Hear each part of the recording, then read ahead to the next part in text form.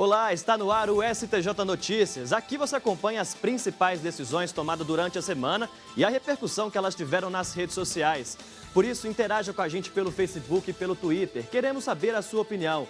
O STJ Notícias começa agora, conectado a você.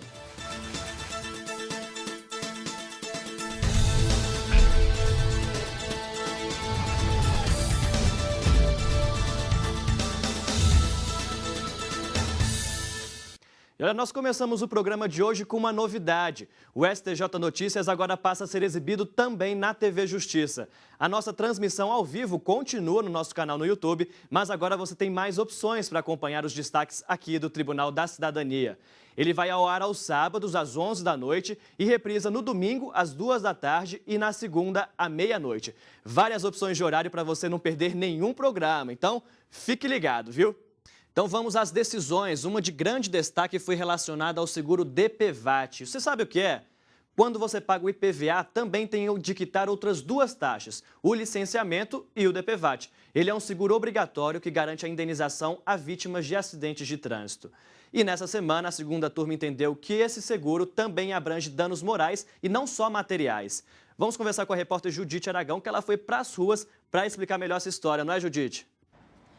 Oi, Daniel. Eu vim até a rodoviária de Brasília para saber se as pessoas conhecem o DPVAT. Você sabe me dizer o que é o DPVAT? Não. Não. DPVAT é o seguro de danos pessoais causados por veículos automotores de via terrestre. Agora, o que muita gente não sabe é que o DPVAT é cobrado das empresas de ônibus para cobrir acidentes que envolvam passageiros, sejam eles estaduais ou intermunicipais. E nessa semana, o STJ julgou um caso de um passageiro de ônibus aqui de Brasília. Ele estava dentro de um veículo da empresa Viação Planalto quando o acidente aconteceu. Com uma contusão no polegar, ele ajuizou uma ação por reparação de danos. Confira agora na reportagem. Em primeira instância, a Viplan foi condenada a pagar uma indenização de R$5 mil à vítima do acidente, mas recorreu. O Tribunal de Justiça do Distrito Federal entendeu que houve mais que um mero dissabor para o seu Antônio Bairros da Silva e manteve a decisão. O acidente foi o seguinte, o ônibus parou para pegar um passageiro ali na Nova Colina. E o outro da Nova Horizonte, não sei como é que vinha, que bateu na traseira, jogou para baixo e desceu junto também. E o senhor sentiu medo? Sentir medo, sente, né? E, principalmente quando vê os outros mortos, né? O trauma do acidente o persegue até hoje, 5 anos depois. Todo dia eu lembro. Na hora da saída eu lembro, da cena. O que o senhor faz, às vezes, para tentar esquecer? Eu baixo a cabeça e peço a Deus e vou embora. A Viplan questionou sobre o dever de indenizar em recurso ao STJ, mas a ministra relatora, Nancy Andrighi, ressaltou que o abalo psicológico é dano pessoal e, portanto, não pode ser excluído da cobertura do seguro DPVAT. A cobertura de danos pessoais abrange indenizações materiais, morais e estéticas. Olha, no nosso Facebook a decisão não foi diferente, a repercussão foi grande. Esse foi um dos posts mais curtidos e compartilhados. Vamos ver aqui, solta pra gente. Seguro obrigatório abrange danos morais derivados de morte e invalidez permanente. Vamos ver quantas curtidas e quantos compartilhamentos. 210 pessoas curtiram e foram mais de 330 compartilhamentos. E olha, a Escila Moreira marcou outras pessoas aqui, o Nazareno também, que muita gente pode se identificar justamente com essa decisão, que esteja precisando ou não saiba do DPVAT. E a Thalita Carvalho falou, muito bom. Outra notícia importante, foi negado o pedido de habeas corpus para os 2 jovens acusados de causar a morte do cinegrafista da TV Bandeirantes, Santiago Andrade, durante uma manifestação no Rio de Janeiro em fevereiro deste ano. A defesa de Fábio Raposo Barbosa e Caio Silva de Souza alegava que eles sofrem constrangimento ilegal por falta de fundamentação adequada para a prisão cautelar. Os advogados também sustentaram que os réus são primários e têm bons antecedentes. Mas o ministro Jorge Mussi entendeu que o pedido de liminar apresentado pela defesa confunde-se com o mérito do habeas corpus. Por isso, deve ser analisado mais detalhadamente. Fábio e Caio aparecem em um vídeo com o sinalizador que atingiu o cinegrafista. Eles são acusados de homicídio triplamente qualificado e crime de explosão. E olha, nós já mostramos aqui no STJ Notícias que a contribuição previdenciária incide sobre adicionais noturnos de periculosidade e também sobre as horas extras. Agora, nessa semana, a segunda turma entendeu que o FGTS não incide sobre o benefício de assistência médica, porque o benefício não tem natureza salarial. Veja. A Fazenda Nacional recorreu ao Superior Tribunal de Justiça, alegando que o Fundo de Garantia do Tempo de Serviço deveria ser cobrado sobre o total dos benefícios recebidos pelo empregado, somando os valores do salário e do plano de assistência médica. Em ação de execução fiscal, o Tribunal Regional Federal da Terceira Região havia afastado a incidência do encargo sobre o benefício. No recurso ao STJ, a Fazenda Nacional defendeu que a cobrança é legal, porque a remuneração do empregado não seria apenas o que ele recebe em dinheiro, de acordo com a consolidação das leis do trabalho. Mas os ministros da segunda turma não aceitaram o argumento. O relator, ministro Humberto Martins, lembrou outras decisões do tribunal sobre casos semelhantes, como no pagamento do auxílio alimentação. Por isso, defendeu que a mesma interpretação deveria ser aplicada ao caso. Como a assistência médica não tem natureza salarial, o benefício não sofre incidência de contribuição para o FGTS. Você já passou por alguma situação desagradável de encontrar coisas estranhas na sua comida? Vários casos já chegaram aqui à STJ. Teve gente que diz ter encontrado lagartixa, metal. Nessa semana, a terceira turma julgou o caso de uma consumidora que achou fio de cabelo no pão de forma. Vamos ver aqui no Facebook como é que foi a repercussão desse caso. Olha a decisão. Consumidora que encontrou corpo estranho em pão será indenizada por dano moral.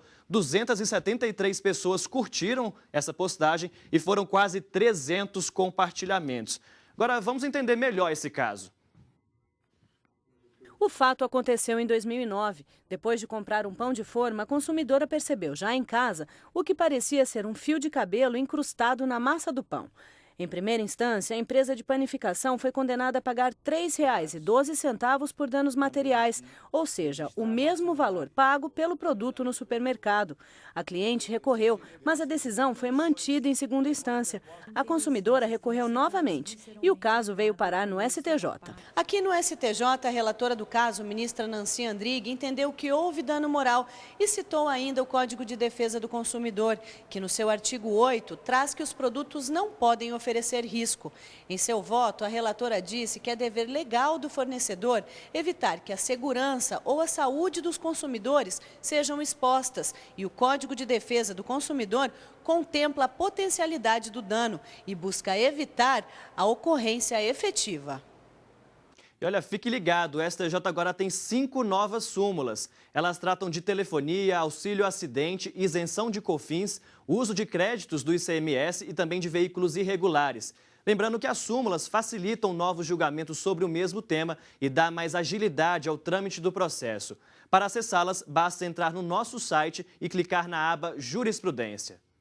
Bom, e na próxima semana, no dia 13 de maio, é comemorado o dia da abolição da escravatura. Mas será que o negro ainda enfrenta preconceito nos dias de hoje? Esse é o assunto do STJ Cidadão, não é, Yuri? Olá, Daniel. O STJ Cidadão desta semana vai abordar a história dos negros no Brasil. Apesar de mais da metade da população brasileira ser de afrodescendentes, os negros permanecem subrepresentados ou quase invisíveis na estrutura do poder. Dados do IBGE apontam que, em média, um trabalhador negro ganha pouco mais da metade do que ganha um branco. E a cada 3 assassinatos no país, 2 vítimas são negras. O programa desta semana vai mostrar a história, a cultura, a herança e as conquistas dos negros brasileiros. E eu espero vocês. É com você, Daniel. Obrigado, Yuri. Está imperdível, hein? E olha que bacana, uma reportagem do STJ Cidadão está concorrendo ao primeiro prêmio Paulo Otávio de jornalismo. A reportagem de Larissa Trevisan sobre Brasília e os problemas que a cidade enfrenta em pleno século XXI concorre com outras 2 matérias na categoria Melhor Reportagem de TV. A premiação será no próximo dia 15, que por coincidência é a data do aniversário da nossa repórter. Então, ó, dedos cruzados para Larissa. E você está comprando algum imóvel e já pediram para você pagar o condomínio sem nem ter fechado o negócio? Então fique ligado que daqui a pouco eu vou mostrar um caso parecido que chegou ao STJ nessa semana. Não sai daí.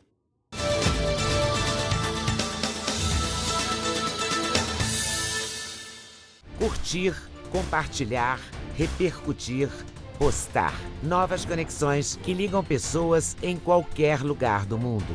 Cada vez mais conectado, o Brasil é o 4º país em número de usuários das redes sociais.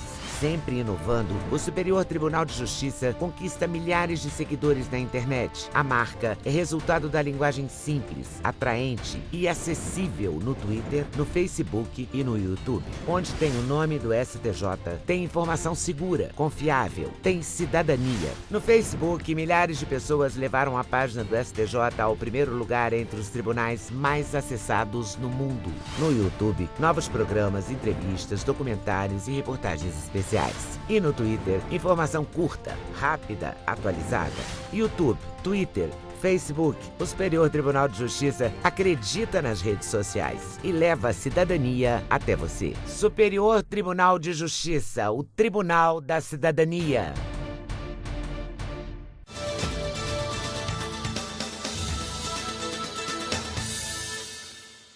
Vamos voltar direto para o nosso Facebook, porque tem decisão importante para quem está comprando imóvel.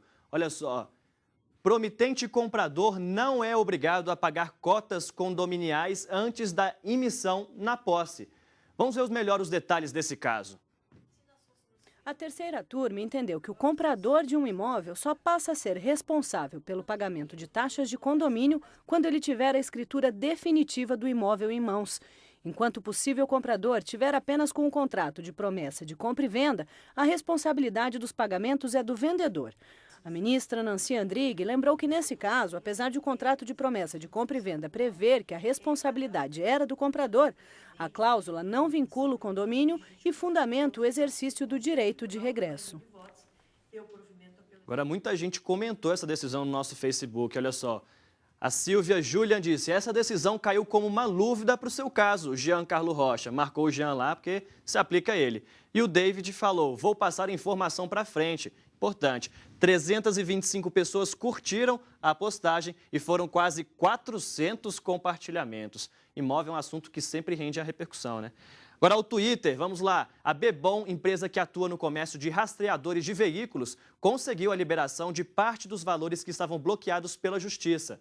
A empresa é investigada por suposta prática de pirâmide financeira, atividade que oferece ganhos elevados de dinheiro em um curto espaço de tempo, mas tem prazo de validade, o que acaba enganando os últimos envolvidos nesse sistema. Aqui no STJ, o ministro Marco Aurélio Belize entendeu que, nesse caso, a pirâmide seria um crime de competência da Justiça Estadual e não da Federal. Para ele, a Bebom não atua com captação, intermediação ou aplicação de recursos de terceiros. Os valores desbloqueados deverão ser usados para pagamentos essenciais, como salários, verbas trabalhistas e manutenção. A liminar vale até que o mérito do pedido seja julgado. E aqui no STJ nós temos um quadro que se chama Sala de Visitas. Nele recebemos convidados que passam pelo tribunal, seja para conhecer, para apresentar suas habilidades, acompanhar julgamentos e também para trocar experiências.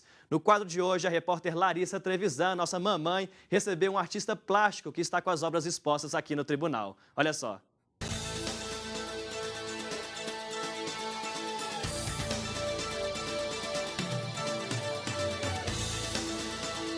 O Sala de Visitas traz a presença do artista plástico Chico Monteiro, que vai abrir o ciclo de exposições individuais aqui do STJ. Obrigada pela presença, Chico. Queria que você contasse um pouquinho para a gente do seu trabalho. Como é que é ter exposição aqui no STJ? É muito legal assim, fazer exposição, né? É uma coisa que ainda não está na minha rotina, assim, como artista, né? Então, sempre uma coisa meio, assim, uma ansiedade, né? Uma coisa meio apreensiva, mas muito bacana. Meu trabalho, como a exposição diz, né? Retratos em linhas tortas, são retratos, assim, das coisas que eu vi, que eu presenciei, pintei, ou desenhei durante esse tempo que eu tenho desenhado, de uns anos para cá. Então, geralmente, pessoas, amigos que estavam ali comigo ou alguma situação que eu pude desenhar ali na hora e saiu daquele jeito que está lá. Chico, você é mineiro, morou em Goiânia há muito tempo e agora está em Brasília. Como é que começou esse processo criativo? Aonde que ele começou?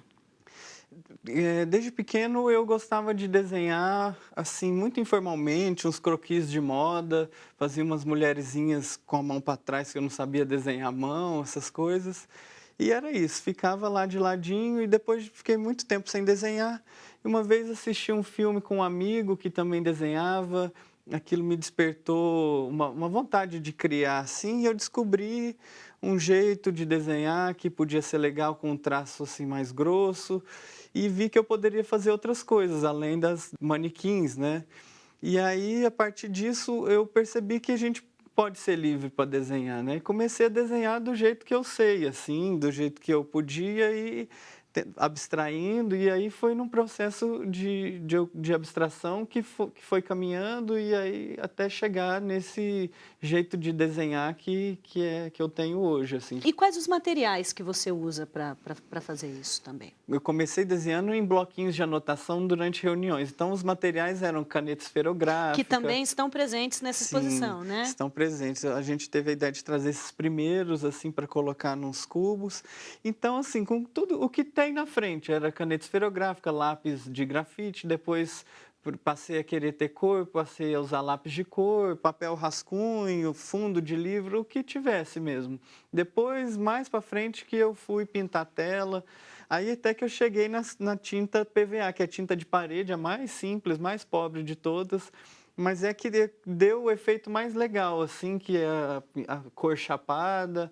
Acabou que eu fiquei nesses materiais mais simples mesmo, que tem a ver com a linguagem, assim, do urgente de querer desenhar logo, né? E o Chico, você é jornalista de formação, né? Sim. Como é que o jornalismo interfere nesse seu processo criativo? Se é que ele interfere de alguma maneira no seu trabalho, tem como separar as duas coisas, ou a hora que você vê, você já está...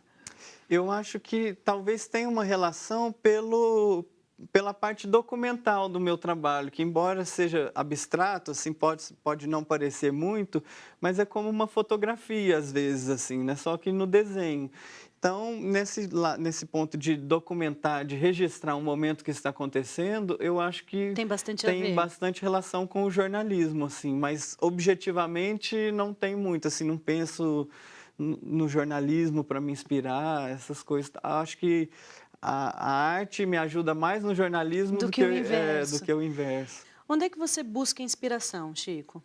Eu busco inspiração na música, é uma coisa que me inspira bastante, e na história da arte, de modo geral, assim, que me encanta bastante, dos artistas da nossa tradição, não só do Brasil, como da arte de modo geral. Cite aí pra gente uns 3 exemplos de artistas que você considera fantásticos, incríveis. Eu gosto muito da Tomi Otaki, eu acho ela incrível. Os concretistas todos eu acho incríveis. Lígia Clark, o Hélio Oiticica, a Adriana Varejão, eu acho, assim, extraordinária, de um talento, uma coisa absurda, assim. Eu acho que hoje não existe artista mais fina do que a Adriana Varejão. Os nossos modernistas, né? O Di, que eu adoro, o Bonadei, o Flávio de Carvalho, eu acho impressionante. Chico, muito obrigado pela sua presença aqui no estúdio. A gente encerra mais um Sala de Visitas que teve a participação do artista plástico Chico Monteiro, que abriu o ciclo de exposições individuais aqui do STJ. Daniel, é com você. Muito obrigado, Larissa. Olha, se você tem um tempinho aí na sua agenda e gostou da exposição, então passa aqui no STJ. A exposição fica aberta das 9 da manhã até às 7 horas da noite, aqui mesmo no STJ, viu? A entrada é livre, gratuita, então dá uma passadinha aqui para você conferir essa exposição. Vamos ver agora com Ana Carla Mourão qual é o assunto do próximo STJ 25 anos. Olá, Ana. Olá, Daniel. Você já tem a casa própria? Esse é o assunto do STJ 25 anos desta semana. Nós já mostramos esse tema aqui no programa e vamos relembrar. Vários casos já vieram parar no STJ por causa de problemas em contratos, escrituras, dívidas da construtora. O empreendimento sempre tem riscos. Por isso, o ideal é segurar a empolgação. Você vai saber tudo o que deve ser conferido antes de assinar o contrato. É nessa semana. Eu espero você no STJ 25 anos. Daniel? Obrigado, Ana. E vamos agora ao nosso giro de notícias para mais destaques da semana. O Superior Tribunal de Justiça recebeu representantes de tribunais de justiça de todo o país, incluindo os regionais federais, para debater melhorias na digitalização de processos. Foi o primeiro encontro técnico do projeto ISTJ Tribunais, a padronização de dados de transferências eletrônicas dos processos judiciais, além de racionalizar custos, permite uma integração maior entre todos os tribunais. O encontro foi idealizado pela Secretaria Judiciária em parceria com a Secretaria de Informação e Comunicação e a Presidência do STJ. A quarta turma manteve uma decisão da Corte Baiana que obriga o Banco do Brasil a ressarcir uma construtora por saques no valor de R$ 2.800.000 feitos por procurador com poderes limitados, que não previam atuação junto à instituição bancária. O ministro relator Raul Araújo disse que para mudar a conclusão da instância ordinária seria necessário um reexame de provas, o que é vedado em recurso especial pela súmula 7. O ministro Sérgio Cuquina admitiu um pedido de uniformização de interpretação da lei federal referente à aposentadoria. O INSS alegava que o entendimento da turma nacional de uniformização foi diferente do que prevê a jurisprudência do STJ, quando o assunto é revisão do cálculo do benefício. O ministro determinou o envio dos ofícios aos presidentes da turma nacional de uniformização e das turmas recursais para mais informações. Ministros da primeira turma receberam o recurso de uma empresa de contabilidade de Brasília, entendendo que suspender o parcelamento de um tributo por causa de uma liminar judicial não impede a cobrança desse tributo. A empresa, além de apontar violação ao artigo do Código Tributário Nacional, que trata da suspensão da exigibilidade do crédito tributário, sustentou também que somente decisão judicial sobre crédito implicaria a suspensão da cobrança. Para o relator do caso, ministro Herman Benjamin, o parcelamento tributário não afeta a exigibilidade do crédito e nada impediria a administração tributária de fazer a cobrança ou de oferecer ao contribuinte outro tipo de parcelamento. O ex-senador Luiz Estevão vai responder pelo crime de apropriação indébita previdenciária de menos de R$20 mil por causa de contribuições descontadas de empregados do Grupo OK e não recolhidas à Seguridade Social. O crédito foi considerado prescrito pela Receita Federal e a notificação fiscal de lançamento de débito foi extinta. O juiz do Tribunal Regional Federal da Terceira Região absolveu o ex-senador com base no princípio da insignificância, inferior a R$20 mil, limite estabelecido pela portaria do Ministério da Fazenda. Mas o Ministério Público Federal recorreu ao Superior Tribunal de Justiça. O ministro Marco Aurélio Belize lembrou que, por lei, o limite para aplicar o princípio da insignificância é de R$10 mil e uma portaria não tem força maior do que a lei. E ainda, a quarta turma negou o recurso de um sócio também responsável pela dívida de uma empresa de transportes, junto a um banco no Rio Grande do Sul. O sócio recorreu ao STJ porque a Justiça Gaúcha determinou a extinção parcial da execução da dívida contra a empresa em recuperação, mas a manteve contra ele sócio um codevedor. Para o relator, ministro Luiz Felipe Salomão, o caso analisado diz respeito à segunda fase da recuperação, quando o plano já foi homologado pelo juiz. Segundo o ministro, com o deferimento da recuperação ficam suspensas as ações contra o devedor e sócios. Mas isso não alcança os devedores solidários, como avalistas e fiadores. E olha, também foram destaques no nosso Twitter duas decisões que tratam sobre um suposto esquema de distribuição de dinheiro ilegal a integrantes do governo do Distrito Federal em 2009, que estava sob o comando do governador José Roberto Arruda. O esquema ficou conhecido como Caixa de Pandora e após ser deflagrado pela Operação Caixa de Pandora da Polícia Federal. A primeira turma determinou o afastamento do juiz Álvaro Ciarline, que julgava a ação de improbidade administrativa. O ex-presidente da Câmara Legislativa, Leonardo Prudente, pediu o afastamento do magistrado, alegando que ele dificultava a apresentação de provas e que era imparcial no julgamento. Após analisar os indícios dessas irregularidades, a maioria dos ministros aceitou o pedido. Agora, o caso será conduzido pelo juiz substituto. Também sobre a Caixa de Pandora, a Corte Especial aceitou a denúncia do Ministério Público contra o conselheiro do Tribunal de Contas do Distrito Federal, Domingos Lamoglia. Ele vai responder por formação de quadrilha e corrupção ativa e deve permanecer afastado do cargo. Lamoglia, por ser conselheiro do tribunal, é o único dos 37 denunciados que tem foro privilegiado e vai ser julgado pelo STJ. Vamos agora à rádio saber aqui do Cícero Brito quais são os destaques da rádio do STJ aqui nessa semana. Quais são, Cícero? Olá, Daniel, tudo bem? A Coordenadoria de Rádio do Superior Tribunal de Justiça produziu essa semana uma matéria muito interessante e eu acredito que vai beneficiar muitos brasileiros. Quem ainda não conhece ou conhece alguma história de alguém que teve um cartão de crédito clonado, ou foi vítima de furto dentro do banco, ou foi enganado por um estelionatário se passando por funcionário do banco e acabou pegando a senha daquele correntista ingênuo e teve um prejuízo. Uma súmula editada aqui pelos ministros do STJ diz o seguinte, que instituições financeiras respondem objetivamente por danos gerados por fortuito interno relativos a fraudes e delitos praticados por terceiros no âmbito de operações bancárias. Na prática, o que vai determinar agora? Caso o correntista perca algum dinheiro, o banco é obrigado a devolver esse dinheiro para ele e ainda está sujeito a uma condenação por danos morais. Essa matéria é muito interessante, foi feita pelo repórter William Nascimento, aqui da equipe da rádio. E no quadro Conexão STJ, dentro do nosso programa Cidadania no Ar, que vai ao ar aqui pela Rádio Justiça, uma entrevista muito interessante com o doutor Carlos Vital Tavares, vice-presidente do Conselho Federal de Medicina. Ele faz a diferença entre a prática da eutanásia e da ortotanásia. Essas duas diferenças, essas duas situações estão hoje em tramitação no Congresso para possível mudança do novo Código Penal. Estabelece a diferença e penalidade para quem utilizar uma dessas duas práticas, a eutanásia e a ortotanásia.